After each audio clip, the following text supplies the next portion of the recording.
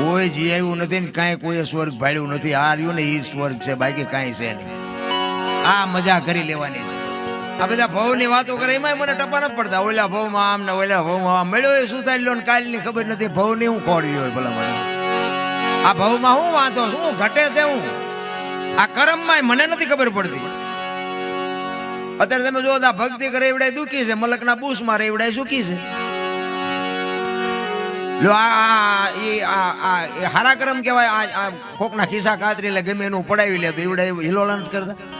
દે આંગણા વેટ્યું હોય 40 લાખની ગાડી લઈને નીકળે, આપણે એમ થાય કે બૂસ માર્યો દીવડો એ છે આટલા હિલોળા ને. હવે આપણા માતાજીને ભગવાનના ગાણા ગઈ ગઈ રાખી રહ્યા રાગડા તાણી તો મારે મોટરસાયકલમાં ટાયર નાખવાનો વ્યાજ નથી. પણ કર્મે લખ્યા કિરદાર કોઈ દી સઠી ના સુકે નહીં. પછી હુનર કરો હજારી આખરે આડા ભરે. અખિલ બ્રહ્માંડના માલિક ને તમારું અને મારું જેને સર્જન કર્યું હોય, આખો વિશ્વ જેને બનાવ્યું હોય, એ કૃષ્ણ પરમાત્માને ખબર ન હોય કે અહીં બેસ તો ભીલ મન બાણ મારશે ને ખબર ન હોય. કરમ જો બાપુ એને ન છોડતું હોય તો બૂસ મારવા વાળાને શું, પણ તમને મને કોઈને નહીં છોડે.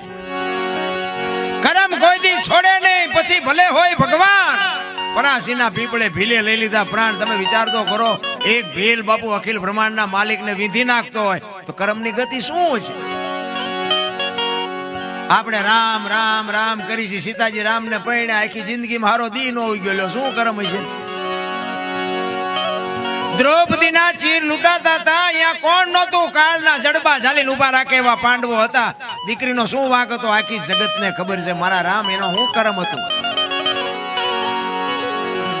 રામ જેવા રામને જો 14 વર્ષ વનમાં રખડવા જવું પડ્યું છે તો એનું શું કર્મ છે? રામાયણ અને મહાભારત છે ને, બે મહાપુરુષોએ બનાવ્યા છે, પણ તમને મને રાહ બતાવવા માટેના ગ્રંથો છે. ભાઈઓ કેવા હોય, દીકરી કેવી હોય, પત્ની કેવી હોય, મા બાપ કેવા હોય, આ જોવું હોય તો રામાયણમાં ઉતરો. અને રડેલો ન ખાવું હોય મહાભારતમાં ઉતરો. અને તમે જુઓ મહાભારતમાં કૃષ્ણ પરમાત્મા જેના પક્ષમાં હતા ને જીત્યા અને હસ્તિનાપુરની ગાદી લઈ લીધી ને બધું બરોબર, પણ હવાજ કેવો લાગ્યો? એ કે કાકા ને બાપા ને ભાઈઓ ને મારીને હવે આ ગાદી આપણે ભોગવવાની. એ કે હાલો હવે હેમાળે હાડ ગાળવા. ઝઘડામાં હાથ થાય, માર ખાવ તોય ફાયદો નથી ને મારો તોય ફાયદો નથી.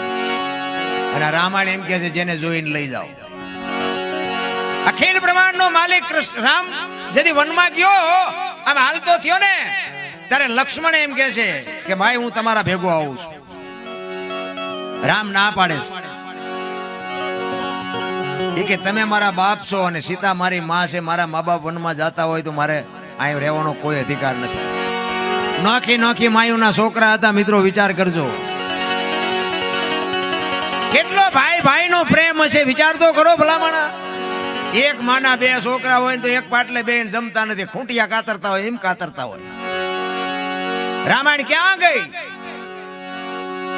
અરે અયોધ્યાની ગાદી એટલે દશરથ તારો દરબાર, ઇન્દ્ર જેની આશા કરે તેથી ભાઈઓ વિનાનું ભેકાર કડવું લાગે. કાગડા રામચંદ્ર પરમાત્મા હાલતા થયા ને, લક્ષ્મણ કે છે મારે ગાદી નથી જોતી બાપુ. અયોધ્યાની ગાદી આવી હતી ને, રામ જેથી વનમાં ગયો તેથી બાકસના ખોખા ઘોડે રખડતી હતી બાપુ. ગાદીનો ધણી નહોતો કોઈ.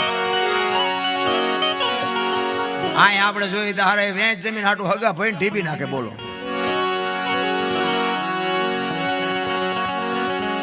એક જાય ઉપર ને એક જાય જેલમાં. જમીન અહીંયા પડી હોય. એટલે સંતોએ કીધું કે ધરતી રાજા રામની આની કોઈની પૂરી કરી નહીં આશ. આની માથે કંઈક રાણા રમી ગયા ને કંઈક વિયાઈ ગયા નિરાશ.